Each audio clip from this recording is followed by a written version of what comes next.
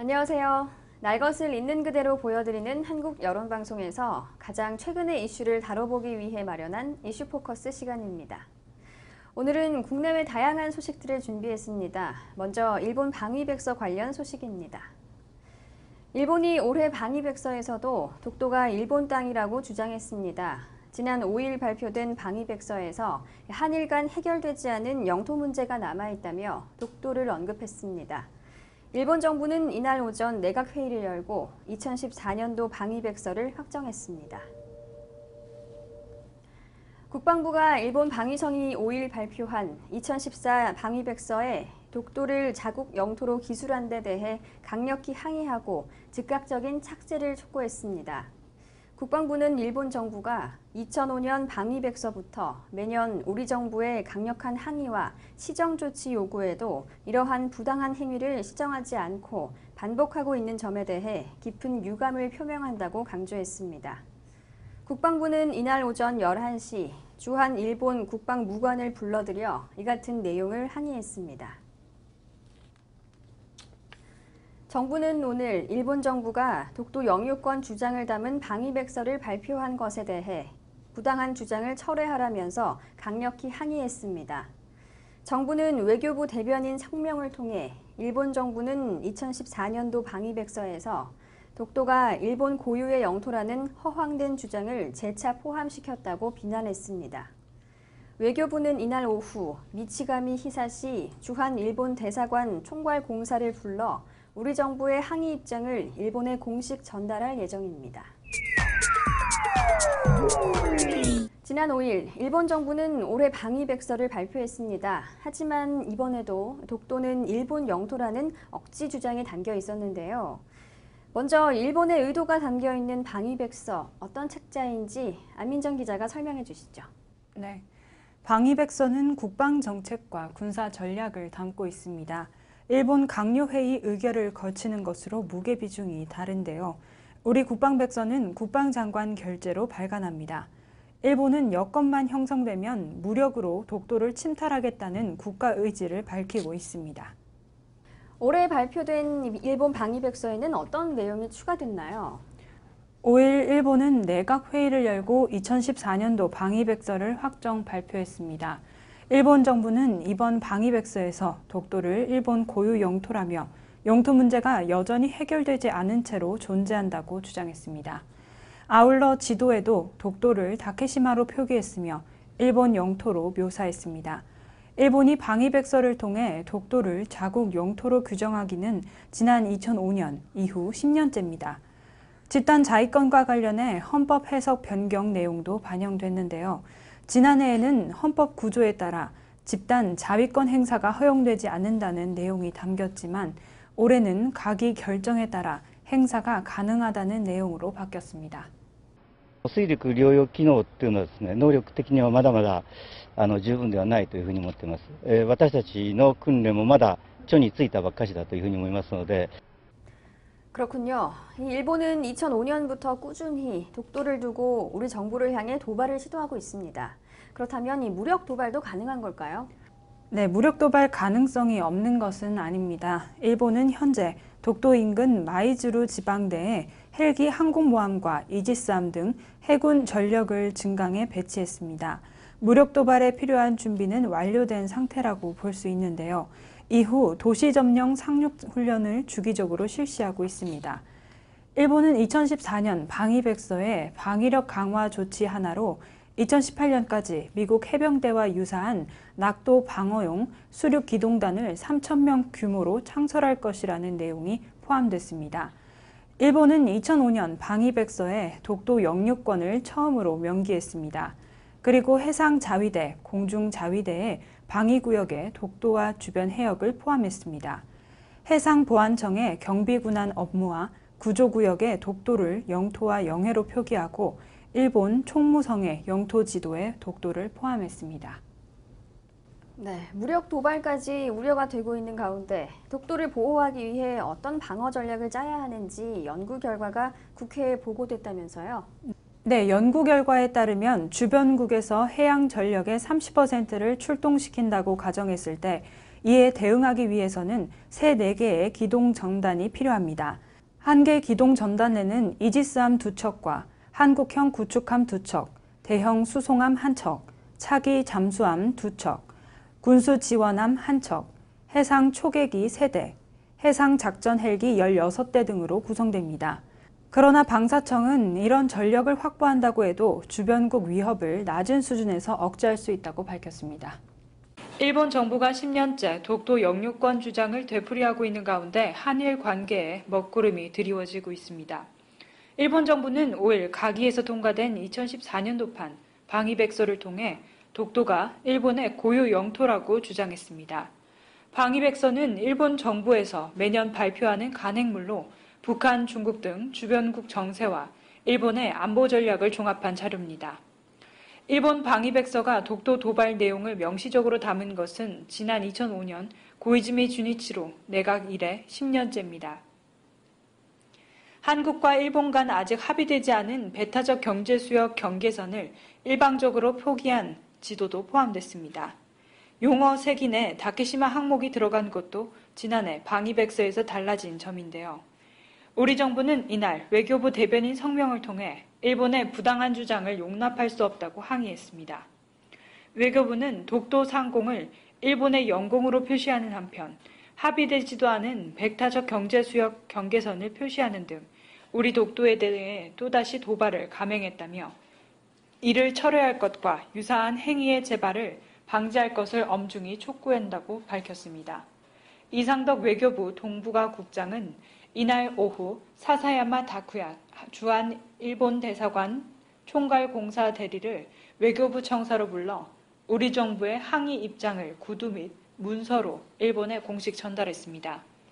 국방부도 이날 입장 자료를 내고 어떠한 독도 영유권 훼손 시도에 대해서도 단호히 대응할 것이라며 독도에 대한 우리의 주권을 빈틈없이 수호해 나갈 것이라고 강조했습니다. 일본 정부는 금일 발표한 2014년도 방위백서에서 독도가 일본의 고유 영토라 하는 허황된 주장을 재차 포함시키고 방공식별구에 관한 지도에 독도 상공을 일본의 영공으로 표시하는 한편 합의되지도 않은 배타적 경제수역 경계선을 표시하는 등 우리 독도에 대해 또다시 도발을 감행하였다. 정부는 일본의 부당한 주장을 용납할 수 없으며 이를 철회할 것과 여사한 행위의 재발 방지를 엄중히 촉구하는 바이다. 아울러 일본 정부가 말로는 한일 양국관계 개선을 위해 노력하자고 하면서 오히려 양국관계를 악화시키는 행동을 계속하는 데 대해 우리 정부는 일본 정부의 진정한 의도가 무엇인지 묻지 않을 수 없다. 독도는 역사적, 지리적, 국제법적으로 명백한 대한민국 고유의 영토이다. 일본 제국주의 한반도 침탈 과정에서 최초로 희생된 독도에 대해 일본 정부가 부당한 영유권을 주장하는 것은 과거 신탈의 역사를 반성하지 않겠다는 것을 전 세계에 알리는 것과 다름이 없다. 일본 정부는 독도에 대한 부당한 영유권 주장을 지속하는 한 한일 관계 개선의 길은 멀 수밖에 없음을 명심해야 할 것이다. 일본 정부가 독도 영유권을 주장한 2014년도 방위백서를 발표한 데 대해 경상북도와 경상북도 의회가 강력히 규탄에 나섰습니다. 경상북도는 6일 성명서를 발표하고 독도는 역사적, 지리적, 국제법적으로 명백한 대한민국 영토임에도 불구하고 일본이 매년 방위백서에 독도는 일본 땅이라는 어처구니 없는 주장으로 역사를 왜곡하고 독도 침탈을 획책하고 있다고 규탄했습니다. 경상북도는 이와 함께 일본이 더 이상 독도 도발을 하지 못하도록 독도 입도 지원센터와 독도 방파제 등 인프라 구축 사업을 좀 더 속도감 있게 추진해 줄 것을 중앙정부에 건의했습니다. 경상북도 의회도 이날 일본 방위백서에서 독도 영유권을 주장한 것은 일본의 망동이나 다름없다며 부당한 주장을 철회할 것과 이런 행위의 재발 방지를 엄중히 촉구했습니다. 경북도 의회는 독도는 역사, 지리, 국제법적으로 명백한 대한민국 고유 영토라며 일본은 지금이라도 독도에 대한 욕심을 버리는 것이 한일 간 미래를 위해서도 현명한 방법이라고 강조했습니다. 한편 일본 정부가 10년째 방위백서의 독도가 일본 고유의 땅이라는 터무니없는 주장을 반복하고 있는 가운데 경북도 의회는 오는 22일 제272회 임시회 본의회를 독도에서 갖고 독도 수호 결의문을 채택할 예정입니다. 일본의 영토 도발은 이미 역사가 존재한 침략주의 부활을 획책하는 시대착오적 망동이며 제2차 세계대전의 전범국으로서 국제사회가 베푼 무한 관용에 대한 배신 행위로서 도저히 묵과할 수 없는 사안이라고 강력하게 비난했습니다. 또한 일본은 더 이상 무지몽매한 궤변으로 진실을 가릴 수 없다는 사실을 직시하라고 역사 왜곡과 정치인들의 망언에 대해 경고하고 영토 도발은 인류 평화를 위협하는 반인류적 반평화적 행위로서 결코 용납될 수 없으며 이것은 결국 자신들을 해치는 부메랑이 될 뿐이다고 영토 도발의 즉각 중단을 촉구했습니다. 일본의 과거사 인식에 대해 과거의 과오를 진지하게 반성하고 개과천선하여 국제사회의 신뢰를 구축하고 상식이 통하는 정상국가로 거듭나야 한다며 진정한 반성만이 국제사회의 신뢰를 얻는 유일한 방법임을 강조했습니다. 김 지사는 또 일본의 영토 도발과 과거사 왜곡은 단순히 주변 국가의 문제에 그치지 않고 동북아의 안정과 국제 평화 질서를 심각하게 위협하는 것으로서 국제사회가 심각한 우려와 경고를 보내며 주시하고 있다며 더 이상 갈등과 분란을 일으키지 말고 동북아의 안정을 위해 노력할 것을 촉구했습니다.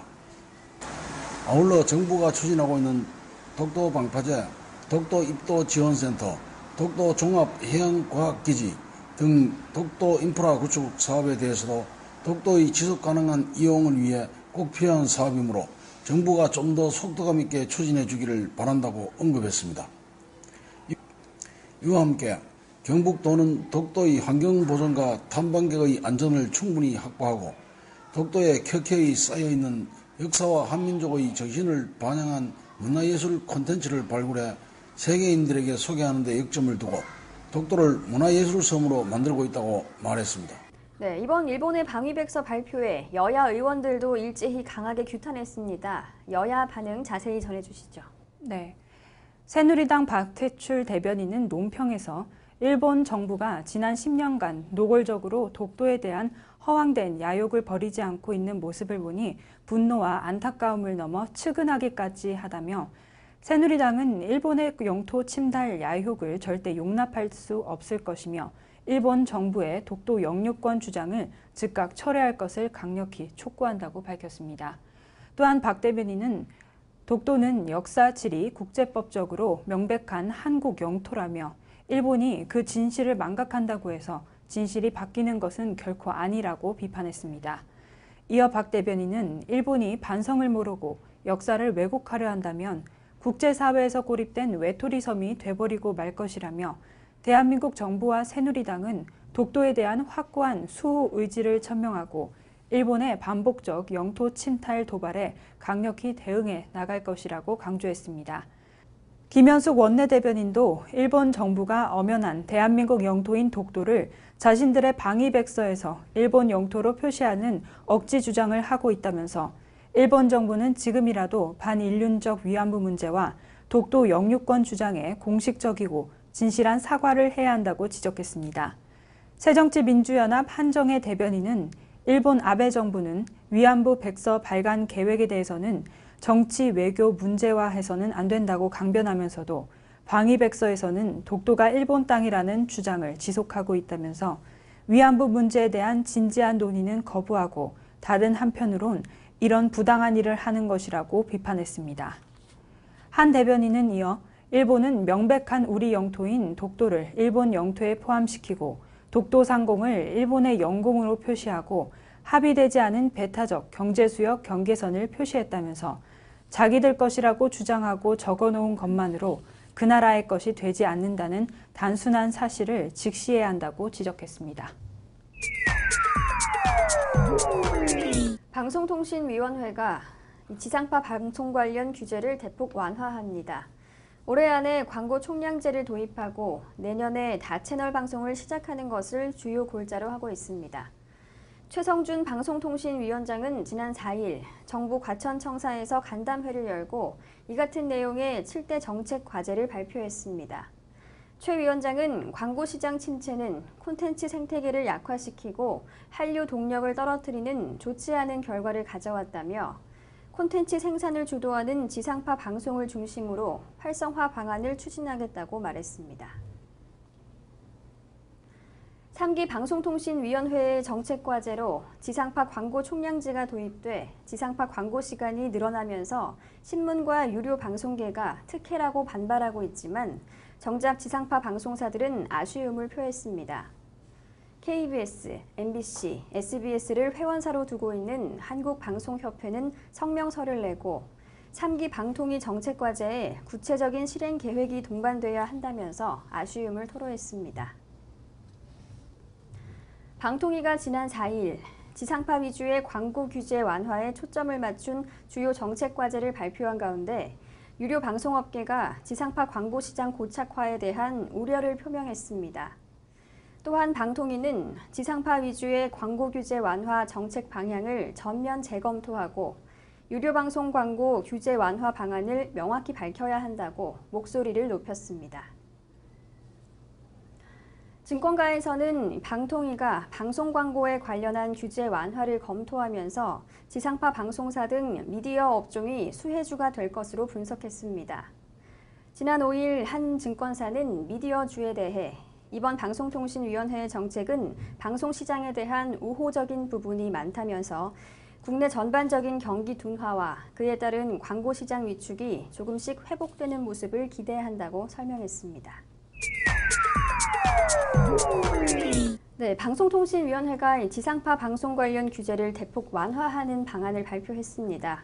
이제 좀 더 자세히 알아볼 텐데요. 방통위의 규제 완화 발표 내용을 확인하기에 앞서 광고 총량제가 무엇인지 안 기자가 설명해 주시죠. 네, 광고 총량제란 법에서 방송 광고의 전체 허용량을 제한하고 시간과 횟수 또는 방법 등에 관한 사항은 방송사에서 자율로 정하는 제도입니다.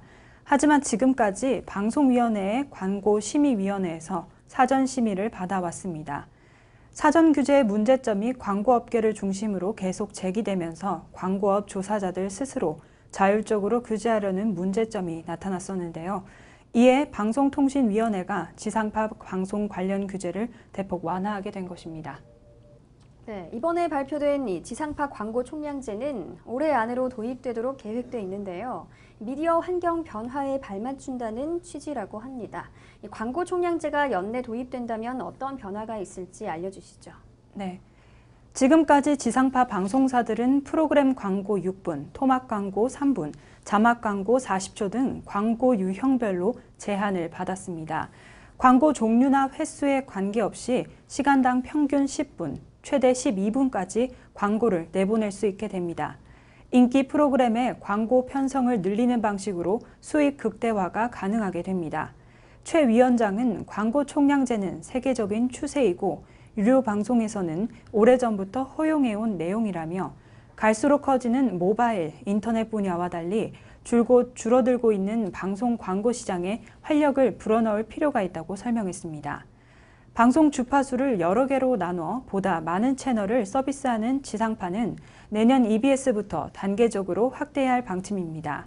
최 위원장은 유료 방송에 있는 교육 방송을 MMS로 내보내면 사교육비 절감 등의 효과를 기대할 수 있다며 나머지 지상파 방송에 대해서는 기술적으로 큰 문제가 없다고 판단하지만 다양한 요소를 고려해 시행 계획을 세워갈 것이라고 했습니다. 지상파 초고화질 방송에도 힘을 싣고 있습니다.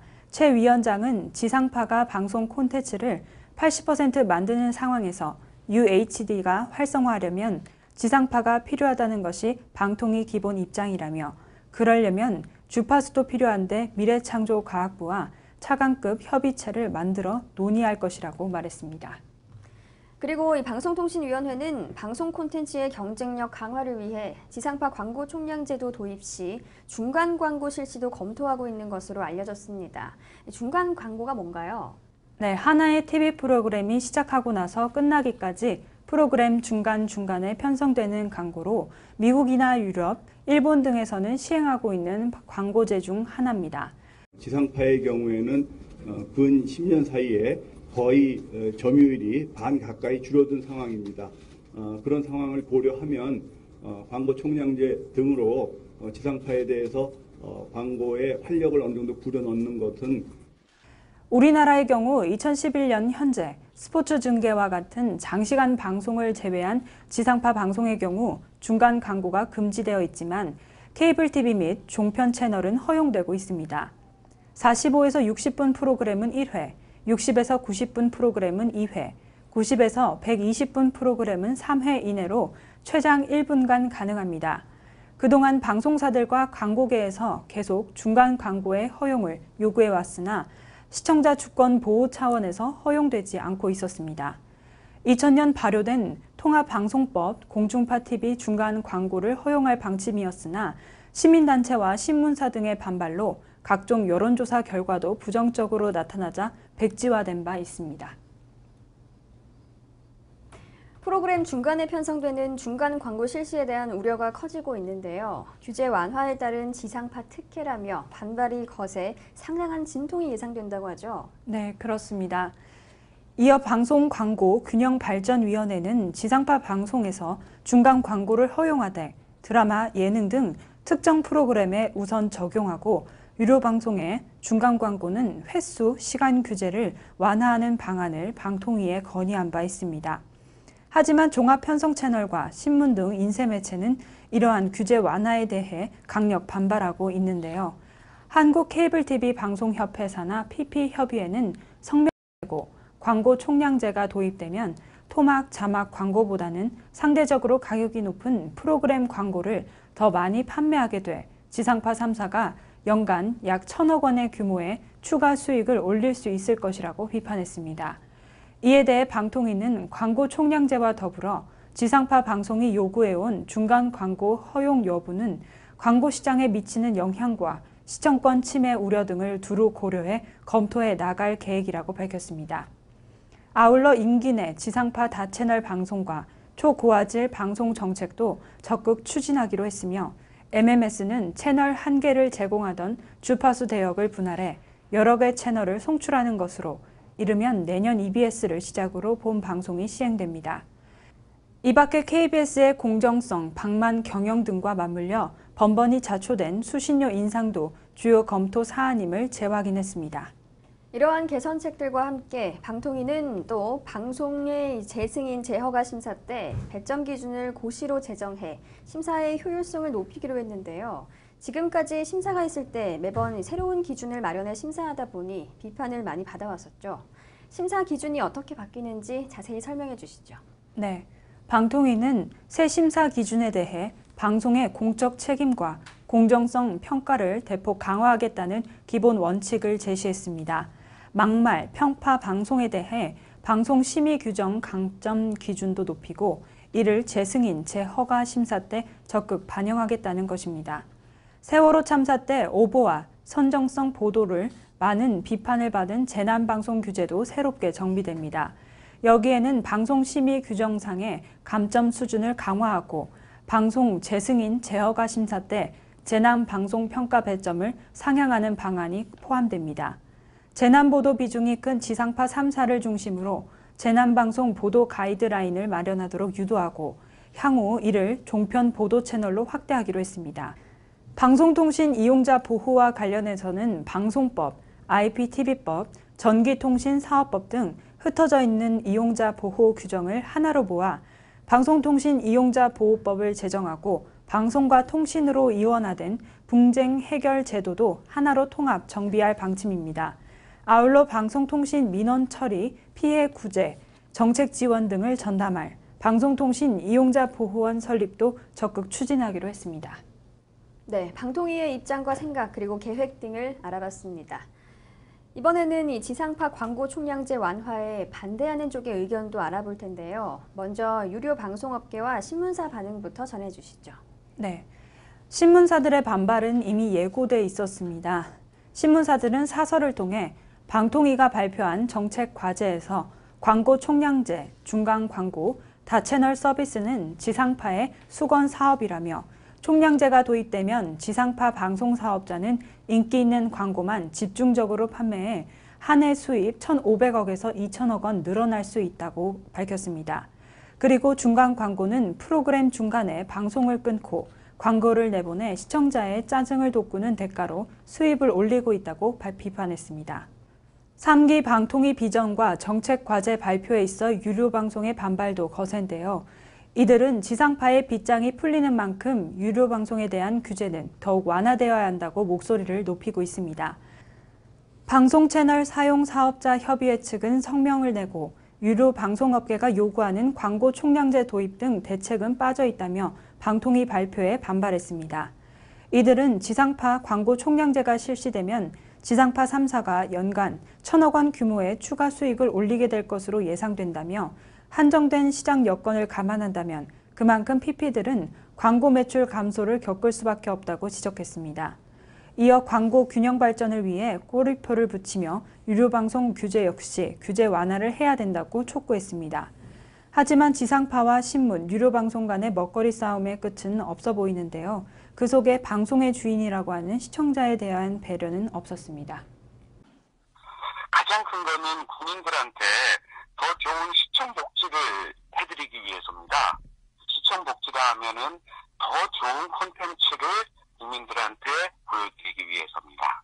사업자 간에 있어서는 광고 쏠리는 상황을 지상파 쪽에 만들면서 시청자 입장에서는 일단 불편성을 감수할 수밖에 없는 이런 시청자 측면에서의 불편성이 있고요. 유료 방송업계와 각종 인세 매체뿐 아니라 방송 채널 사용 사업자들의 반발도 거세군요. 이 PP협의회는 어떤 부분에서 우려를 하고 있는지 좀 더 자세히 전해주시죠. 5일 방송 채널 사용 사업자 협의회에 따르면 정부는 독과점 구조를 해소하는 방향으로 정책을 수립해야 하지만 오히려 지상파의 방송 광고 시장 독과점을 지원하는 양상을 보이고 있다고 밝히며 우려의 목소리를 냈습니다. 또한 방통위는 지상파 위주의 광고 규제 완화 정책 방향을 전면 재검토하고 유료방송 광고 규제 완화 방안을 명확히 밝혀야 한다고 목소리를 높였습니다. 앞서 방통위는 지상파 광고 총량제, 중간 광고 방안 검토 등 지상파 요구 사항들을 주요 정책 과제로 내세워 지상파 편들기라는 비판을 받았습니다. 지상파 광고 총량제가 도입되면 지상파 방송사는 시간당 평균 10분, 최대 12분 광고를 내보낼 수 있게 됩니다. 이에 따라 토막, 자막 광고보다 상대적으로 가격이 높은 프로그램 광고를 더 많이 판매할 수 있기 때문에 추가 수익을 올릴 수 있을 것이라며 PP들은 매출 감소를 겪을 수밖에 없다고 설명했습니다. 네, 이렇게 방통위와 또 방통위의 이번 결정에 대해 반대하는 측의 의견이 첨예하게 대립하고 있는 가운데 시청자들은 이 광고 총량제 규제 완화에 대해 어떻게 생각하고 있는지 알아보죠. 네. 언론인권센터 윤여진 사무처장은 3기 방통위 비전과 정책과제 그 속에 규제 완화에 대해 방통위는 여기저기 사업자들의 이해관계를 절충시켜주는 것이 아니라고 쓴소리를 던졌습니다. 윤여진 사무처장은 방통위는 시청자의 권익과 시청자 보호를 첫 번째 임무를 두어야 하는데 오히려 시청자들에게 방송 사업자들이 힘들다고 하니 너희들이 불편을 감수해라고 이야기를 하고 있다면서 왜 시청자가 사업자들을 먹여 살려야 하냐고 의문을 제기했습니다. 윤 사무처장은 물론 지상파의 수익이 예전보다 떨어진 것은 사실이지만 지상파는 현재 콘텐츠를 가지고 엔드라이브 등 새로운 수익을 창출하고 있다면서 그런 것들을 고려하지 않고 시청권을 제약하는 논리를 방통위가 만들어주는 것이 문제라고 비판했습니다. 언론개혁시민연대 추혜선 사무총장 역시 내년 3월이면 한미 FTA가 발효되는 등 방송의 상업화 현상은 가속화될 것이라며 그 속에서 방통위는 공공성을 확보해야 하는 차원의 계획이 나왔어야 했지만 그러지 못했다며 한숨을 내쉬었습니다. 를 위한 총력 투쟁을 선포한다. 이제 더 이상 종편은 방송이 아니다. 네, 이렇게 우려가 많지만 지상파 방송에 대한 광고 규제가 크게 완화되면 지상파 방송사의 광고 매출이 크게 늘어날 전망입니다. 이에 따른 증권사들의 반응도 알아보죠. 자세히 전해주시죠. 네.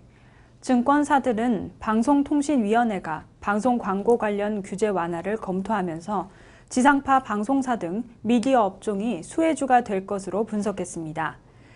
5일 증권사에 따르면 미디어주에 대해 이번 방송통신위원회의 정책은 방송시장에 대한 우호적인 부분이 많았다며 국내 전반적인 경기 둔화와 그에 따른 광고 시장 위축이 조금씩 회복되는 모습을 기대한다고 설명했습니다.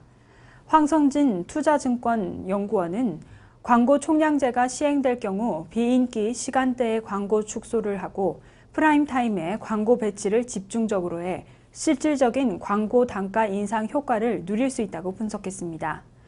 안재민 연구원은 이번 방통위의 정책으로 SBS를 비롯한 지상파 방송사에 상당히 긍정적인 영향을 미칠 것이라며 방송 광고 시장의 회복 실마리가 조금씩 나타날 것이라고 내다봤습니다. 실질적인 효과는 오는 2015년부터 나타날 것으로 예상됐는데요. 안 연구원은 광고 편성 제도 개선과 광고 금지 품목 완화는 오는 2015년부터 본격화될 예정이라며 지상파 다채널 방송도 오는 2015년부터 본 방송이 추진돼 실질적인 수혜는 오는 2015년부터 본격적으로 나타날 것이라고 전망했습니다. 조중동 등 종합편성 채널을 가지고 있는 신문사들이 지상파 광고 총량제 도입에 대해 비판하자 한국방송협회가 성명을 냈습니다. 어떤 내용인가요? 네, 지상파 방송사들의 연합체인 한국방송협회는 5일 성명을 내고 조중동 등 종편, 경연 신문사들의 지상파 광고 총량제 도입에 대한 비판 보도는 악의적인 여론몰이라고 주장했습니다. 방송협회는 현행 시간당 최대 10분의 광고 시간 중 판매율이 50%에도 못 미치는 상황에서 중간 광고 없는 광고 총량제의 효과는 극히 미미하다면서 관접 광고, 협찬, 광고 금지, 품목 규제 완화는 모든 방송 사업자들에게 공통된 것으로 지상파 특혜라는 주장은 사실과 다르다고 강조했습니다. 종합편성 채널 겸용 신문사들은 방송통신위원회가 지난 4일 발표한 3기 방통위 비전 및 정책 과제에 지상파 광고 총량제가 포함된 것을 두고 정부의 친지상파 정책이라고 일제히 보도했습니다. 일본군 위안부 할머니들이 미국 백악관 국무부 관계자들과 비공개 면담을 가졌습니다. 이옥선, 강일출 두 할머니는 지난 4일 미국 뉴욕의 관문에 세워진 군 위안부 기림비 제막식에 맞춰 미국을 방문했습니다. 두 할머니와 백악관 관계자의 면담은 지난달 30일에 이뤄진 바 있습니다. 미국 정부의 최고기관인 백악관과 국무부가 잇따라 군 위안부 할머니를 만난 것은 이번이 처음입니다.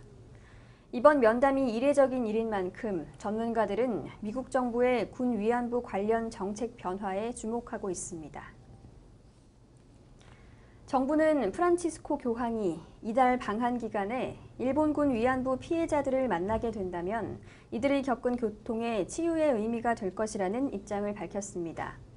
교황이 오는 18일 서울 명동성당에서 집전하는 평화와 화해를 위한 미사에서 경기도 광주시 나눔의 집에서 생활하는 일본군 위안부 피해자들이 참석할 것으로 알려져 있습니다. 미국 뉴욕 맨해튼으로 향하는 관문에 미국에서 7번째 위안부 기림비가 세워졌습니다. 미국 뉴저지주 유니언시티의 리버티 플라자에서는 지난 4일 낮 12시 일본군 강제동원 군 위안부 기림비의 제막식이 거행됐습니다. 특히 이번 기림비는 한인 사회가 아닌 처음으로 미 지방자치단체 주도로 세워진 것이어서 그 의미가 큽니다. 미국 캘리포니아주 연방지법은 지난 4일 일본계 극우단체 회원들이 글렌데일시를 상대로 제기한 평화의 소녀상 철거 소송을 각하했습니다. 로스앤젤레스시에 있는 연방지법은 미국 헌법 조항을 위반했다고 볼 수 없다면서 이같이 판시했습니다. 앞서 일본계 세계연합회 단체가 소녀상 철거 소송을 내자 LA 일대에 거주하는 아시아계 미국 시민들이 이를 강력히 규탄하고 소녀상 지키기에 나서는 등 강한 반발을 불러일으켰습니다. 미국의 최고 권력기관인 백악관과 국무부가 미국을 방문 중인 이옥선, 강일출 두 군 위안부 할머니를 극비리에 잇따라 만났습니다. 미국 정부가 군 위안부 할머니와 면담한 것은 극히 이례적인 일이어서 군 위안부 관련 정책에 변화가 있을지 주목됩니다. 자세한 사항 알려주시죠. 네.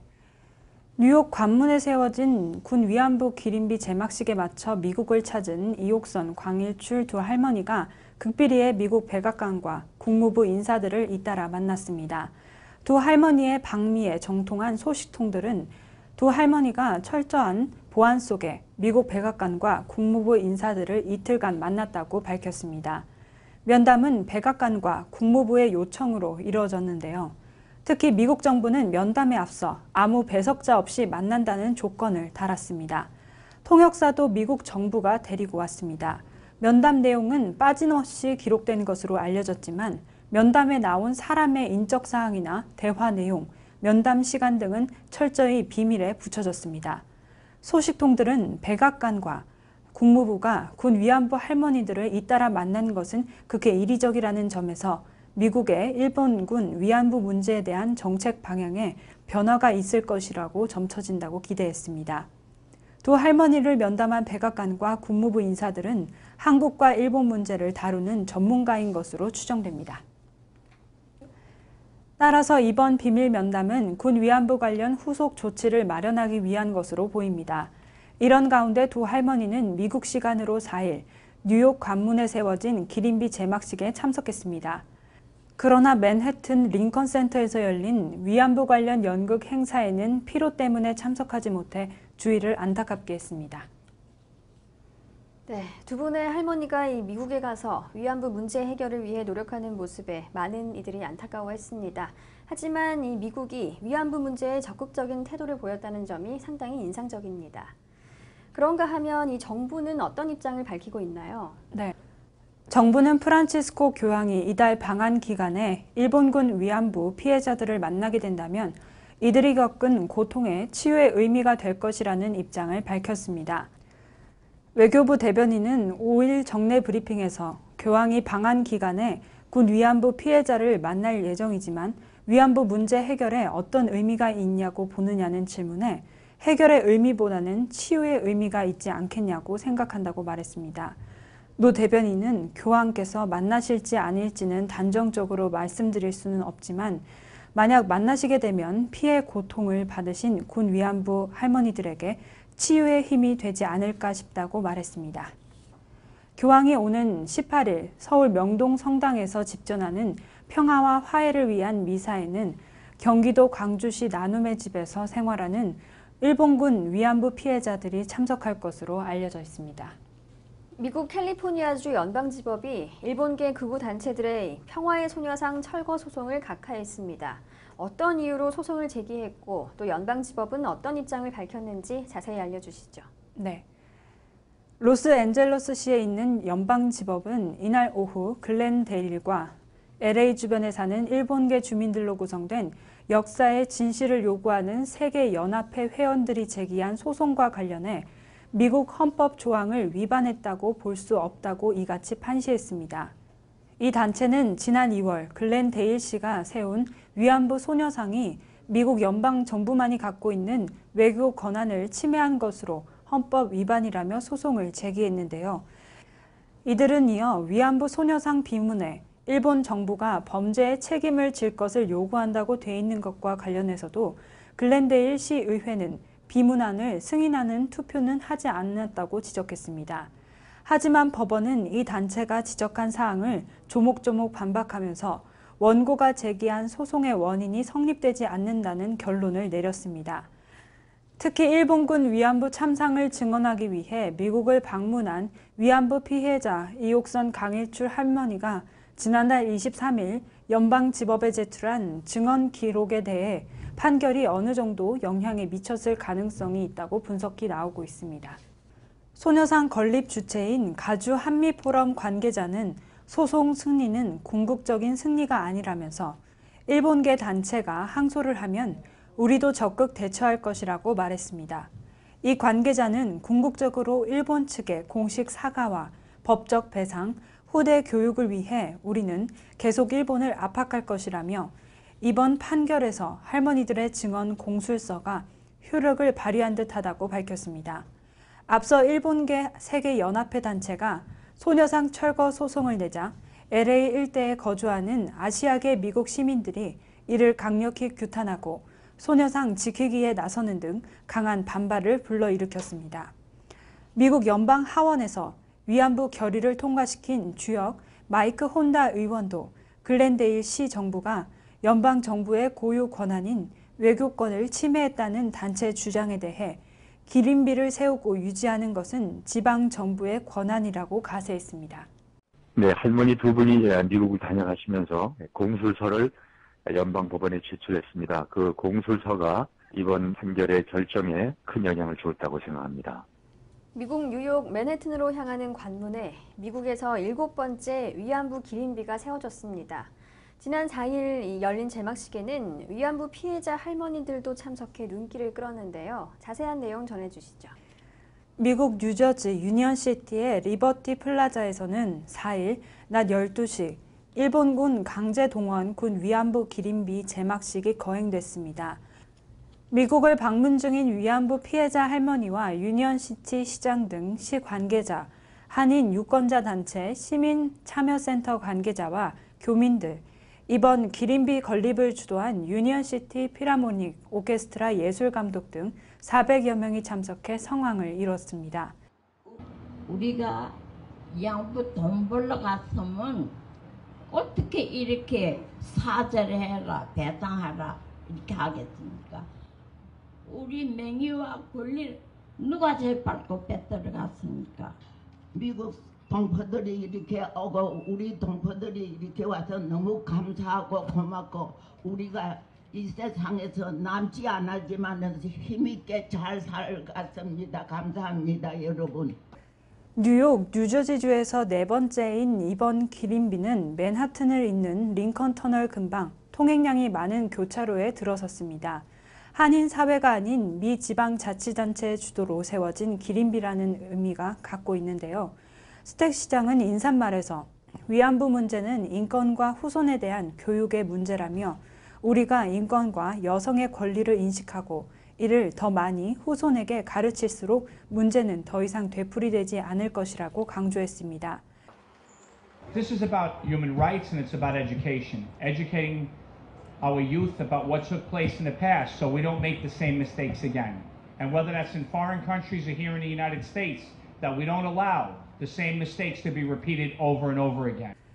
유니언시티 커미셔너인 류치오 페르난데스 중동, 아프리카, 중미 국가에서 행해지는 어린 소녀들에 대한 인권 침해 사례를 거론하면서 오늘 기린비 건립은 인권을 넘어 생애 평화를 기원하는 우리의 외침이라고 말했습니다.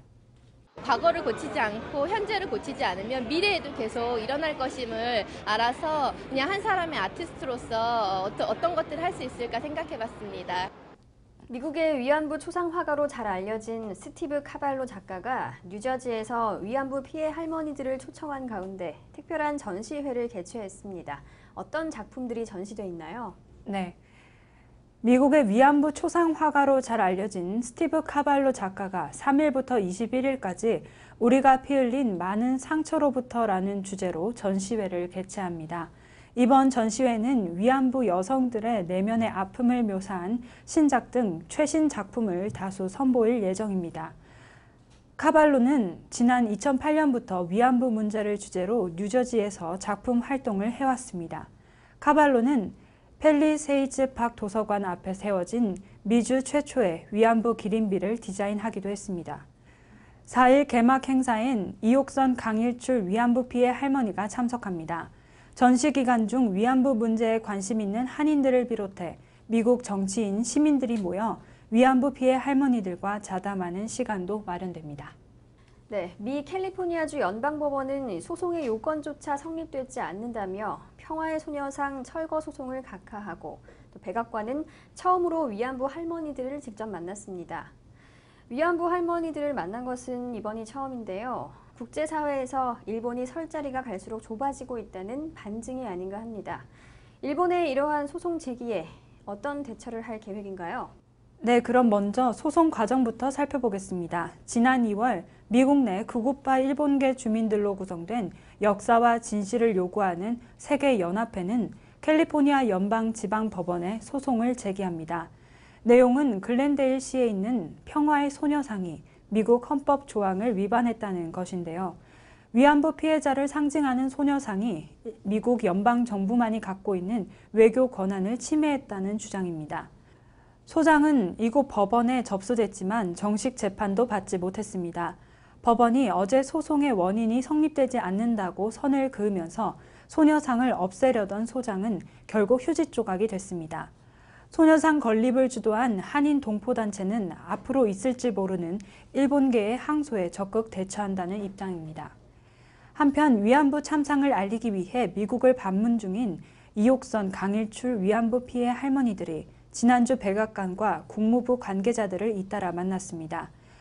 비공개로 열린 면담에서 백악관 인사들이 할머니들에게 위안부 문제 해결에 적극 나서겠다고 밝힌 것으로 전해져 일본에 대한 국제사회 압박이 더 거세질 것으로 보입니다.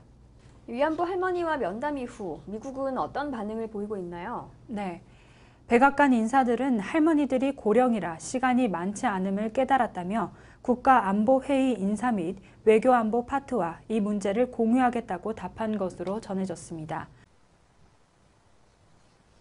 It is deplorable and clearly grave human rights violation of enormous proportions that the Japanese military was involved in the trafficking of women for sexual purposes in the 1930s and 1940s. 백악관 인사들은 빠른 시일 안에 이 문제를 확인해 다시 할머니들과 만나겠다고도 밝혔습니다. 이날 면담에 나선 에스니코프 부보좌관은 트위터에 두 할머니의 사진과 함께 지난주 두 분의 용감한 한국인 위안부들을 만났다면서 이들의 이야기는 가슴이 아프다고 글을 올렸습니다. 국무부 면담에서도 미국 측 인사들은 위안부 문제는 홀로코스트와 같은 이슈라는 입장을 보인 것으로 전해졌습니다. 연이은 면담은 당초 비공개로 추진됐지만 트위터 등으로 공개됐는데요. 면담에는 위안부 이슈화와 한인 정치 세력화 결집에 나선 한인단체 인사도 통역으로 참여했습니다. 그동안 미국은 한일 위안부 문제에 직접 개입하지 않고 있었습니다. 하지만 이번에 위안부 할머니들과 직접 면담 사실이 알려지면서 미국 정부가 직접 한일 최대 현안인 위안부 문제 해결에 개입하는 것으로 보여지고 있습니다. 그렇다면 지금까지 미국의 태도가 어떻게 변해왔는지 알려주시죠. 네. 당초 오바마 행정부는 과거사 문제에 있어 한일 관계가 미래지향적인 방향으로 나아가야 한다는 점을 강조해 왔습니다. 북한의 당면한 안보 위협에 대처하기 위해 과거사는 지나간 일로 흘려보내자는 태도였는데요. 집단 자위권 행사 등 안보 분야에 있어 일본과 협력을 도모해야 하는 전략적 입장에서 동맹국 차별을 하는 것 아니냐는 비판이 나오기도 했습니다. 변화가 감지된 것은 4월 말 버락 오바마 대통령의 방한 때였습니다. 오바마 대통령은 기자회견에서 위안부 문제에 대해 끔찍하고 지독하다며 충격적이라고 강도 높게 일본을 비판했습니다.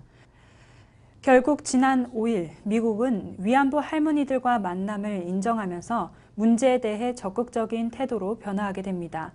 패트릭 벤틀의 백악관 국가안보회의 대변인은 지난달 31일 백악관 대외협력실이 나누베 집에서 온 2명의 위안부 할머니들, 피해자들을 만나 이들이 겪은 경험을 나눴다면서 관련 보도를 인정했습니다. 그러면서 우리가 그동안 수차례 말해왔듯이 1930년대와 40년대에 성을 목적으로 여성을 인신매매한 행위는 개탄스러운 것이며 중대한 인권 위반 행위라고 지적했습니다. 그는 현재 진행되는 한일 국장급 협의에 대해 이 같은 협상이 양국의 미래지향적 관계를 수립하는 데 도움을 줄 것으로 희망한다며 위안부 문제 해결의 중요성을 강조했습니다. 젠 사키 국무부 대변인 역시 적립 브리핑에서 우리는 일본이 이번 사안을 피해자들에 대한 치유를 촉진하고 주변국들과 더 나은 관계를 모색하는 방향으로 해결하도록 독려하고 있다며 일본을 압박했습니다. 네, 오늘은 최근 떠오르고 있는 국내외 이슈들에 대해 살펴봤습니다. 날 것을 있는 그대로 담아내는 한국 여론방송 이슈포커스 여기서 마칩니다. 시청해주신 여러분 고맙습니다.